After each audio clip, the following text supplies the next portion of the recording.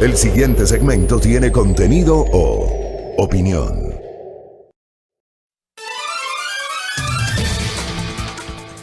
Seis con 23, saludos a toda esa gran comunidad de internautas que ya se suman a este humilde espacio de noticias. Muchas gracias por su gentil sintonía, muchas gracias por acompañarnos, por compartir, por discrepar, por escucharnos, por sumarse a la señal informativa de Majestad Radio, la Soberana del Aire y este espacio a primera hora. Un abrazo para todos. Bueno, hay varios temas para comentar a propósito de las notas que acabamos de dar lectura. ¿Por cuál empezamos? Empecemos por el tema de los carnets. Porque uno, insisto, y como digo cada día, ¿no? Cada día nos sorprendemos, no perdemos la capacidad de asombro. El día de ayer ya se reportaba por parte de la directora del Servicio Nacional de Aduana del Ecuador, María Alejandra Muñoz, quien además es la tercera integrante de la terna para vicepresidente de la República. Ella compareció a la Comisión del Derecho a la Salud de la Asamblea Nacional y le hace algunas revelaciones en torno al manejo de los carnets y la importación de vehículos. Como ayer un poquito estábamos explicando y estábamos dando cuenta, las personas que acceden al carnet de discapacidad tienen acceso a varios beneficios, dependiendo de su porcentaje, por ejemplo, de discapacidad expresado en el carnet correspondiente que es emitido por el Ministerio de Salud. Pueden importar vehículos con las exoneraciones correspondientes. El concepto de la importación de los vehículos no es un vehículo de alta gama, o sea, tengo discapacidad y como tengo discapacidad puedo importar un Mercedes-Benz. Ese no es el concepto consagrado en la ley de discapacidades. El concepto da cuenta que justamente, por ejemplo, para las personas que tienen discapacidad física y que requieren un vehículo adaptado a sus necesidades, se requiere justamente importar el vehículo ya adaptado desde el exterior. Se nos ha explicado en estas semanas que los vehículos no se los puede adaptar acá en el Ecuador, que no existe esa posibilidad técnica, tecnológica, mecánica para adaptar aquí los vehículos, entonces se compra en el exterior y se los adapta en el Ecuador. Ese era el concepto original, que ese concepto fue evolucionando, ciertamente es así, pero resulta que no necesariamente fue una evolución, sino que terminó convirtiéndose en una distorsión. Y eso es lo que me parece ha molestado a buena parte de la opinión pública. El mal uso o el abuso de los carnets para la discapacidad. Ayer, ¿qué decía la directora del SENAE a la Comisión del Derecho a la Salud de la Asamblea? Entre 2018 y 2019 se importaron 6.069 vehículos. Entre 2018 y 2019, 6.069 vehículos con carnets de discapacidad. La marca más vendida es Toyota con el 30%, seguida de Mazda, Nissan, Hyundai y Ford. Esa es la marca que tiene una mayor participación, ¿no? Y a nivel del Toyota, el Toyota 4Runner, el Mazda CX-5, el Nissan Versa, el Hyundai Santa Fe, el Ford Edge, vienen a ser los vehículos que con mayor recurrencia formaron parte de la correspondiente importación por parte de quienes lograron beneficiarse de los carnets de discapacidad. Los carros de alta gama fueron subvalorados en Estados Unidos para ser importados con exoneraciones tributarias usando carnets de discapacidad, cuando los vehículos no habían costado lo que esas facturas decían que costaban, explicó la directora del SENAE, María Alejandra Muñoz, ante la Comisión del Derecho a la Salud de la Asamblea Nacional. Miren ustedes toda esta configuración que la propia autoridad del gobierno está dando cuenta. Pero lo que más me llama la atención es la nota de diario La Hora, en donde, claro, allí y le dimos lectura hace minutos, allí se refleja que no se trató de un tema nuevo. ¿Qué había dicho la propia directora del SENAE? Que la importación fraudulenta de vehículos utilizando carnets para personas con discapacidad no es una problemática nueva. que ya en julio del 2017 el SENAE notificó al Ministerio de Salud sobre un incremento inusual del uso del carnet de discapacidad para la importación de vehículos, por lo que, según dijo, se pidió que se inicie una acción de control en la emisión de documento. A ver, yo hago esta pregunta pública. Autoridades del SENAE y del Ministerio de Salud. Si ya en julio del 2019, hace un año, ya conocían esto, ya empezaron a notar una distorsión en el uso de los carnets de discapacidad, si notaron un incremento inusual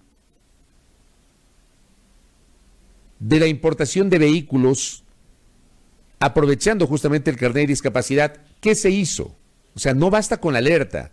Hoy, un año después, nos vienen a decir, sí, hubo una alerta el año pasado. Con esa alerta se le pidió al Ministerio de Salud que haga la correspondiente investigación. ¿Qué hizo el Ministerio de Salud durante todo este tiempo? ¿Qué hicieron las anteriores ministras de Salud? ¿Qué ha hecho el actual ministro de Salud? ¿Qué hizo Verónica Espinosa? ¿Qué hizo Catalina Andramuño? ¿Qué ha hecho Juan Carlos Ceballos? ¿Y qué ha hecho el Servicio Nacional de Aduana del Ecuador, SENAE? ¿Se quedó solamente en la emisión de la alerta o le dio seguimiento a esto? Me parece a mí que esas son preguntas que deben ser respondidas con mayor certeza, con mayor frontalidad por parte de la autoridad. A esta hora, ¿qué ha hecho el Ministerio de Salud? Aparte, obviamente, de reconocer que se emitieron alrededor de 3,000 carnets con discapacidad en el contexto de la pandemia, cuando se supone que el Ministerio de Salud tenía suspendidos sus servicios administrativos debido justamente a las restricciones para la jornada laboral presencial. ¿Cómo lo hicieron? ¿Cuál es hoy mismo la situación de los funcionarios responsables de aquello y que entiendo fueron destituidos? Pero no basta con la destitución. A esos funcionarios se les debió haber iniciado una investigación correspondiente. Inclusive, la propia Administración de Justicia tiene que tomar nota de esto. No sé cómo está este proceso, porque lamentablemente en este país, querida audiencia, somos un solo hervor, somos coyunturales, nos olvidamos, ya no nos acordamos. El escándalo de hoy tapa el escándalo de ayer y el escándalo de mañana tapará el escándalo de hoy. Así somos en el Ecuador y lo que está pasando hoy es que cada día tenemos algo nuevo, pero es que todos los días tenemos algo nuevo. A mí, como digo, me ha sorprendido esta declaración de la propia directora del Servicio Nacional de Aduana del Ecuador, porque está generando un reconocimiento de una distorsión de la cual ya se había hablado. ¿Qué hizo el Estado ecuatoriano, el gobierno central, el Ministerio de Salud y el SENAE desde julio de 2019, cuando la aduana había alertado justamente de esta distorsión expresada en el inusitado incremento de la importación de vehículos, aprovechando el carnet de discapacidad? ¿Qué se hizo? Creo que no basta con haber señalado que en julio del año pasado ya se generó la alerta. Ha pasado un año, han pasado 12 meses. ¿Qué hizo el SENAE sobre esto? ¿Qué hizo el Ministerio de Salud sobre esto? ¿O simplemente se lanzó la alerta y no pasó absolutamente nada? Y créanme, esto no deja de sorprender. Ahí lanzo esas preguntas públicas, veamos si algún día son respondidas por las autoridades. Como veamos también si es respondida esta inquietud asociada al tema sobre la ya compleja situación del presidente del Consejo de Participación Ciudadana y Control Social, Cristian Cruz. Yo, como siempre les he señalado y desde que empezó este tema, yo soy de los que cree que no se puede poner a todos en el mismo saco.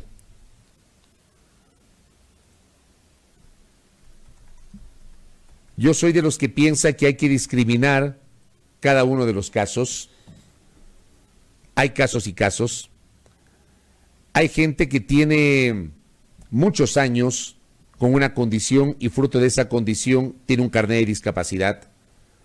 Hay gente que teniendo carnet de discapacidad desde hace muchos años resulta que nunca ha importado un vehículo de alta gama. Hay gente que tiene desde hace varios años carnet de discapacidad y que recién hoy se desempeña como autoridad, como dignatario de elección popular o como funcionario de alguna instancia de gobierno o del Estado. Por eso digo, no se puede poner a todos en el mismo saco. Menciono el caso del presidente del Consejo de Participación Ciudadana porque evidentemente esto ha generado una enorme incomodidad a la interna del propio organismo, fruto de la actitud del propio presidente del Consejo, pero además de sus recientes declaraciones.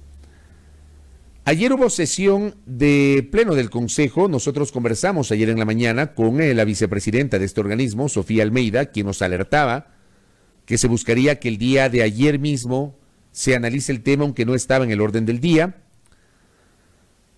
La consejera María Fernanda Rivadeneira había posteado ayer mismo en su cuenta Twitter que con 4 votos a favor se incorporó en el orden del día de la sesión 42 del Consejo de Participación Ciudadana y Control Social que el Pleno resuelva solicitar la renuncia al consejero Cristian Cruz a su calidad de presidente del organismo por los beneficios obtenidos por el carnet de discapacidad del 81%.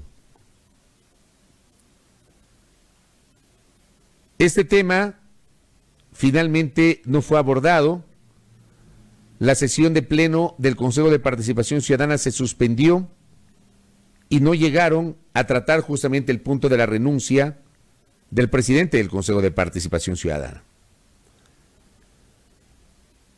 Siempre partiendo de la presunción de inocencia que defendemos en este espacio a rajatabla, y ustedes lo saben, uno no pretende ser fiscal, ni juez, ni agente, ni perito, ni mucho menos. Tampoco este espacio es un tribunal de justicia para sentenciar o para absolver. Solamente pongo en contexto, en el ejercicio de nuestra libertad de expresión, algunos temas que llaman la atención, y uno de esos es la declaración del propio Cristian Cruz. Cuando justo ahora, justo en estos momentos, él dice que desde hace años tiene un carnet de discapacidad, que tuvo un golpe en la cabeza, que por eso le otorgaron un carnet de discapacidad al 81%, sin embargo, él es un deportista, él es un hombre que practica las artes marciales, es un hombre que practica el taekwondo, es campeón de taekwondo de lo que conocemos, pero tiene una discapacidad del 81% según su carnet. Y justo ahora, cuando se desata obviamente las dudas, el consejero Cruz dice que él está experimentando una recuperación progresiva después de unos tratamientos por la discapacidad que le causó un golpe en la cabeza. Justo ahora. Qué coincidencia, ¿no? Yo decía ayer en el espacio de la tarde, para los que creen en los milagros, aquí tienen uno. Para los que creen en las coincidencias, aquí tienen una. Termina siendo milagroso, pero también coincidencial. Termina siendo milagroso porque habla de una recuperación de una discapacidad que según el porcentaje es una discapacidad que no tiene retorno. Es una discapacidad irreversible. Eso dice la norma. Hay que revisar nomás la tabla en la cual se establecen los porcentajes y allí obviamente los niveles de discapacidad. Una persona con el 81% tiene una discapacidad severa y no es que se recupera de un día para otro, ni de un año para otro. Es muy difícil la recuperación. Pues dice que justo ahora el hombre está recuperándose.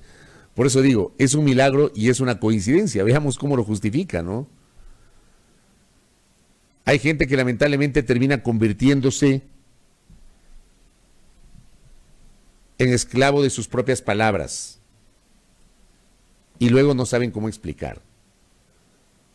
Las autoridades tienen el legítimo derecho de defenderse, pero también tienen la obligación de decirle la verdad a la gente.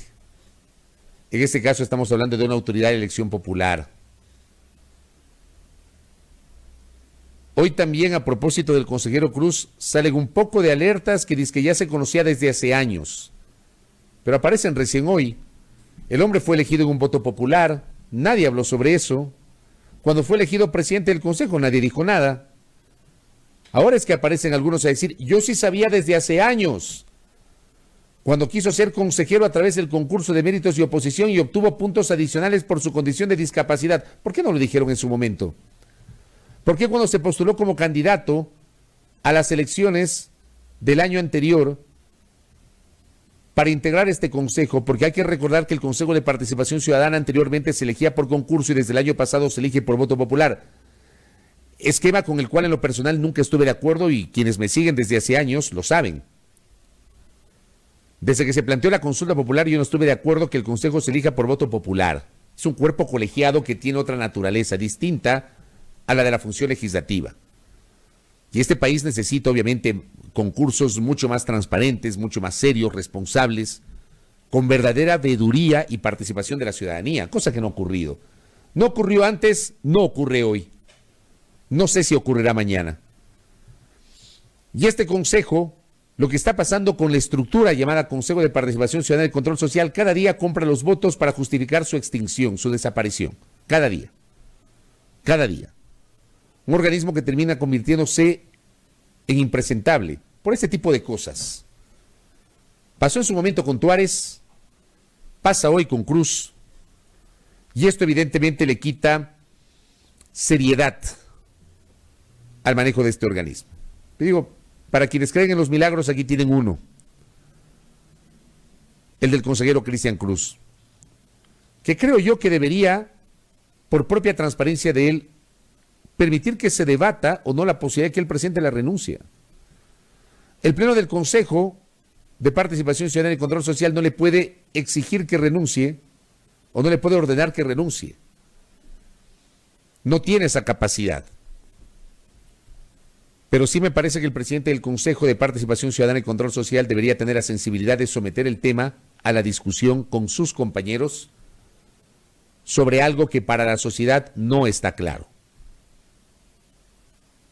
El 81% de discapacidad.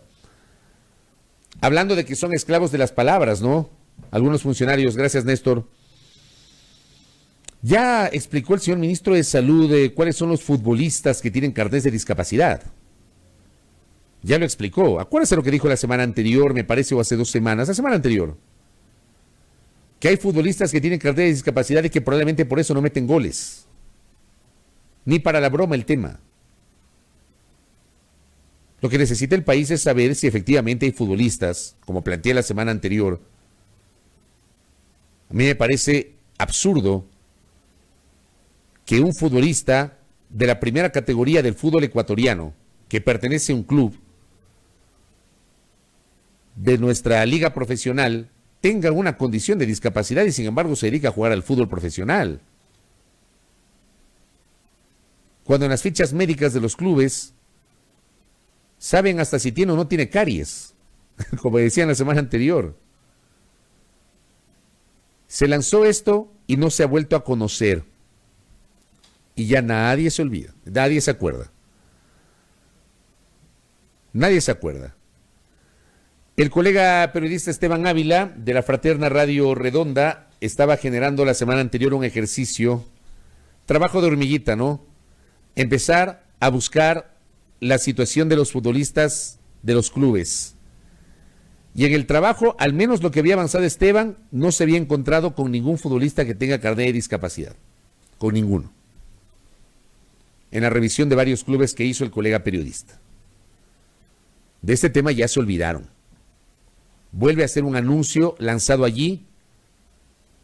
Y este tipo de situaciones son las que hacen que uno termine por no creer en lo que expresan los voceros, en lo que expresan las autoridades.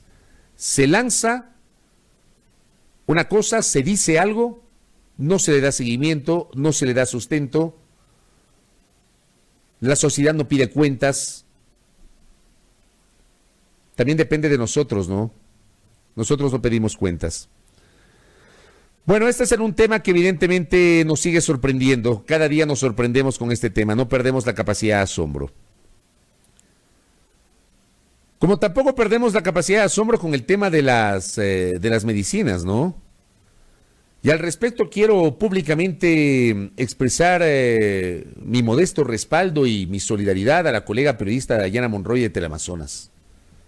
Creo que Dayana ha hecho un trabajo impecable trabajo de reportería, de investigación periodística impecable, y ha develado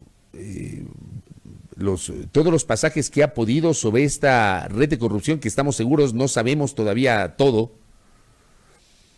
No sabemos todo, pero el trabajo de la colega periodista ha permitido justamente encaminar un proceso investigativo y revelar la presencia de personajes de cuya existencia seguramente muchos de nosotros ni sabíamos. Ha permitido además confirmar que cierto segmento de la clase política efectivamente tenía relaciones con contratos en los hospitales, particularmente de la ciudad de Guayaquil. Y digo, expreso este apoyo y esta solidaridad porque una de las abogadas, o la abogada, entiendo que tiene dos abogados, el señor Daniel Salcedo,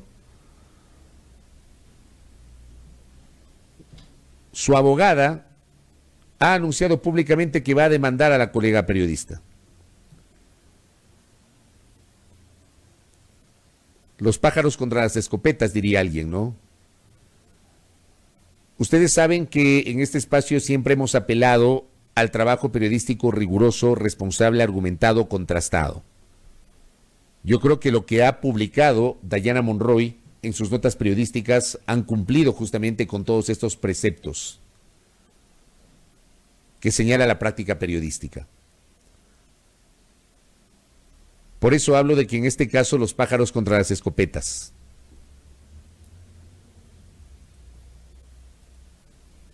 El portal Primicias ya publica hoy algo que en su momento también planteamos como inquietud o como duda sobre este escándalo del manejo de los fármacos, ¿no? La presencia del señor Salcedo, de su entrenador Daniel Muñoz o Abraham Muñoz, el entrenador que además se acogió al derecho del silencio, ¿no? Cuando debía declarar. Detenido para investigación, el entrenador de Daniel Salcedo, el señor Abraham Muñoz, quien ha aparecido en algunas selfies, comercializando medicina cuya venta estaba prohibida. La pregunta que hacíamos en este espacio y que hemos hecho hace algunos días: si el señor Muñoz obtuvo una medicina que fue donada por una farmacéutica, la farmacéutica Roche, tema que también fue revelado por la colega Monroy. La farmacéutica Roche dona una medicina para el sistema público de salud. Resulta que esa medicina, cuya venta estaba prohibida, y dice clarito en el sello de la caja, y es prohibida su venta, esa medicina desaparece de las farmacias de los hospitales públicos y de los hospitales del IES y aparece pues en manos de una persona que comienza a vender esa medicina. Entiendo que a $1,000. No todo el mundo tiene $1,000 en el bolsillo para pagar por una medicina. ¿Cómo llegó esa medicina a una persona de afuera de una institución pública? Una medicina que no se podía comercializar, que no se podía vender, que fue entregada en donación por una farmacéutica al Estado ecuatoriano. ¿Cómo aparece en las manos de alguien que no tiene nada que ver con el sistema público de salud? En la nota del portal Primicias da cuenta que el director provincial del IES, Ricardo Ron, esta nota leyó Silrada hace minutos, ha señalado el funcionario que los egresos de la medicina en las bodegas se cumplieron bajo los parámetros legales. O sea, la medicina salió legalmente de las bodegas o de las farmacias del Seguro Social. Recapitulo la nota que leyó Silrada hace minutos. Entre marzo y junio de este año, en el contexto de la pandemia, querida audiencia, entre marzo y junio, las bodegas de la farmacia del IES recibieron 1,149 ampollas de Actenra, fármaco utilizado para tratar a los pacientes graves del COVID-19, que llegó a manos de Abraham Muñoz, quien lo vendía en redes sociales con sobreprecio. Dice la nota, hasta ahora las autoridades siguen sin explicar Es lo que nosotros planteamos hace varios días, ustedes recordarán. Siguen sin explicar cómo este señor, Abraham Muñoz, tuvo acceso al fármaco y cómo lo pudo retirar de las bodegas del IES. Solo desde la farmacia del Hospital Teodoro Maldonado Carbo, en el sur de Guayaquil, perteneciente al Seguro Social, se retiraron 83 ampollas del medicamento entre marzo y abril.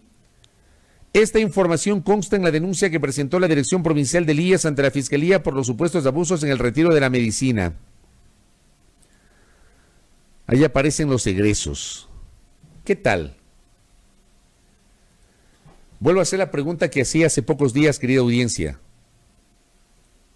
¿En qué manos estamos? ¿En qué manos estábamos?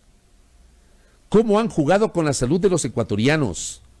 ¿Cómo han jugado con la vida de decenas, de cientos, de miles de personas que no pudieron acceder a una medicina que fue donada por una farmacéutica para que sirva para la utilización de los hospitales públicos y resulta que aparece en manos de un individuo que se dedicó a venderla? ¿Cómo? Una clara colusión entre corruptos funcionarios públicos con gente de afuera que se encargó de hacer negocio redondo el negocio. Un negocio redondo. La Fiscalía tiene que investigar quiénes fueron las autoridades que gerenciaban esos hospitales desde donde salió la medicina.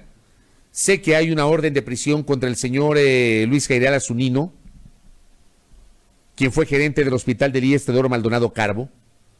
¿Será solo responsabilidad de Jairal Zunino? ¿Qué pasa con otros funcionarios de niveles inferiores? ¿Cómo se manejan estos egresos de medicamentos desde las bodegas o desde las farmacias de los hospitales del IES? ¿Cómo se manejan esos egresos? ¿Cómo se podían dar esos egresos cuando estamos hablando de medicina que fue donada? Y que además en la cajita decía IES prohibida su venta. ¿Cómo se lo maneja? ¿Qué consta en las actas? ¿Qué consta en los libros? En el sector público no se puede mover una pluma si no está escrito. Así, en teoría, en estricto rigor, opera el sector público.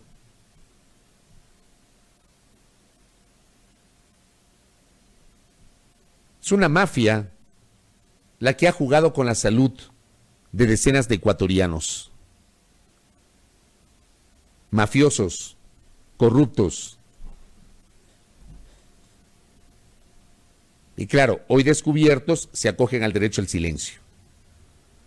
El uno. El otro dice, no tengo memoria sino hasta el 2016. Y como diría Thalía, si no me acuerdo no pasó. Creo que eso quiere aplicar esta gente.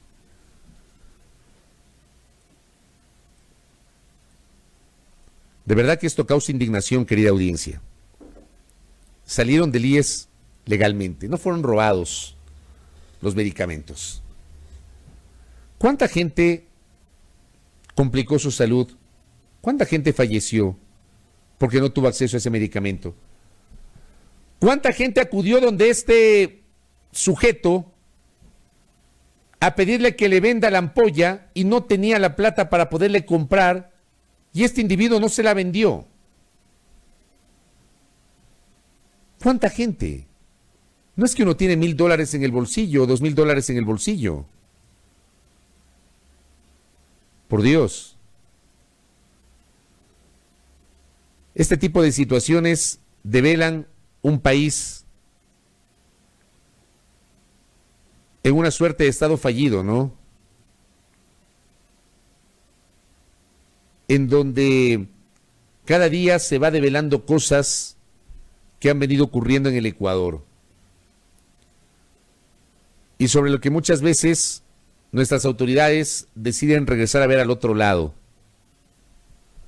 Estos son los temas que tienen que preocuparnos, queridos oyentes, televidentes, internautas. Estos son los temas sobre los cuales tenemos que exigir una explicación. Estos son los temas que deberían ser virales en redes sociales. No viralizar otro tipo de cuestiones personales de la gente. Esto. amerita que los ecuatorianos pidamos una explicación a las autoridades. Momentos en los cuales además la situación en Quito, particularmente Quito, está muy complicada. Seguimos hablando del contexto de la pandemia. Todo esto ha ocurrido en el contexto de la pandemia. Nos enteramos de los carnets de discapacidad en el contexto de la pandemia. Vendieron fraudulentamente medicina que no podían vender en el contexto de la pandemia. Y seguimos hablando del contexto de la pandemia cuando el número de muertos en la capital se ha incrementado en las últimas semanas. Desde el 3 de junio que Quito se abrió, bueno, hay que recordar que antes del 3 de junio, el señor ministro de Salud, en una entrevista con el colega Milton Pérez, le dijo que si él hubiese sido el alcalde de Quito ya hubiese abierto la ciudad. Porque el 45% de quienes habitamos en la capital ya estamos contagiados. Hace esta declaración sin ningún tipo de evidencia científica o estadística. No fue acompañado de esa información, esa declaración del señor ministro. Y el 3 de junio Quito se abrió y en medio de la apertura tuvieron que aplicar algunas restricciones y hoy el Consejo Metropolitano pide más restricciones y la Defensoría del Pueblo, con cuyo titular hablaremos en minutos, pide que Quito regrese al semáforo en rojo. El Universo publica el día de hoy que 137 cadáveres extrahospitalarios atribuidos al coronavirus han sido levantados en Quito.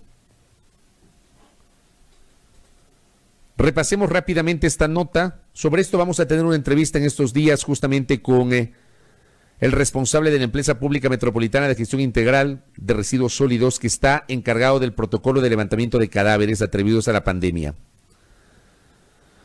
Las muertes extrahospitalarias por presunción o confirmación de coronavirus en Quito muestran cifras más altas en semáforo amarillo que en semáforo rojo. Para los que dijeron, no, aquí no pasa nada, hay que relajarse.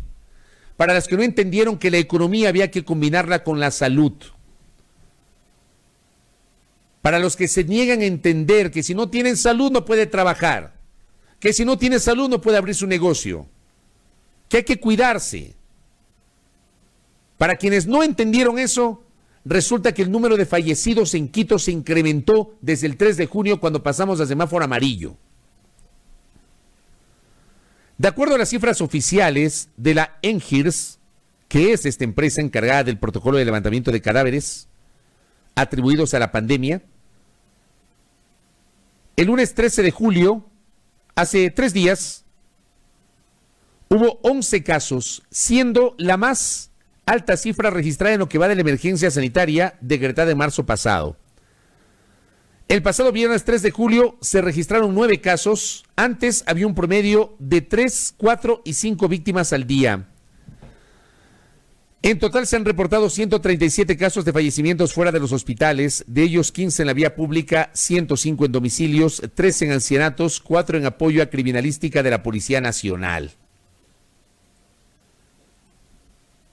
Pero para algunos aquí no pasa nada. Hay que relajarse. El trabajo primero, luego la salud. Publicaba la colega periodista Andrea Samaniego en su cuenta Twitter: la situación en Quito es preocupante. Hospitales públicos y privados están al límite de su capacidad y siguen llegando más ciudadanos contagiados. Ayer, Quito ya registró 10.035 casos confirmados de COVID-19. Y estamos hablando de las cifras oficiales, que está claro no son las cifras reales.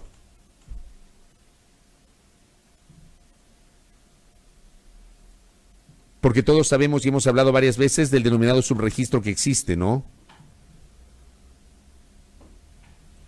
Si tenemos estas cifras oficiales, ¿cuál será el nivel de las cifras reales? Y sobre esto, igualmente, las autoridades prefieren no hablar o mirar hacia otro lado. Termina siendo muy preocupante, ¿ah? Y voy a cerrar el comentario. Mañana ofrezco hacer un análisis más en extenso, porque también depende de nosotros como periodistas y de nosotros también como medios, ¿no? De cómo manejamos la información. Yo decía ayer en Twitter, todo depende del cristal con que se miren las cosas o de la visión del medio que publica, ¿no? Diario Expreso publica el otro día, Ecuador, el peor evaluado en la región sobre el manejo de la pandemia. Expreso. Ecuador, el peor evaluado en la región sobre el manejo de la pandemia. El Telégrafo, un análisis comparativo basado en datos internacionales de muertes por COVID-19 por cada millón de habitantes, muestra que Ecuador ha manejado mejor la crisis que otros países de la región. Expreso dice que Ecuador es el peor evaluado en la región sobre el manejo de la pandemia. El Telégrafo dice que Ecuador es el mejor evaluado en el manejo de la pandemia. Mañana vamos a hacer un análisis de esto, porque también ahí está las visiones de los medios, ¿no? Hay cosas que no se pueden tapar, hay cosas que no se pueden interpretar, hay datos duros que hay que presentar a la sociedad. Los datos duros hoy dicen que los contagios se han desbordado en el distrito metropolitano de Quito. Los datos duros reflejan que desde el 3 de junio, cuando abrieron la ciudad y pasó de rojo a amarillo, los datos empezaron a incrementarse y las muertes también. Los datos duros dan cuenta que fue un error el haber dispuesto el retorno al trabajo presencial en el sector público. Tanto así que varias instituciones, como lo presentamos ayer, decidieron suspender la atención presencial porque hubo casos confirmados de COVID-19. Y obligaron al sector público a retornar a trabajar cuando tranquilamente podían seguir con el teletrabajo. Así de simple. Vamos a hablar de lo importante, no solo de lo urgente. Esto es importante, querida audiencia.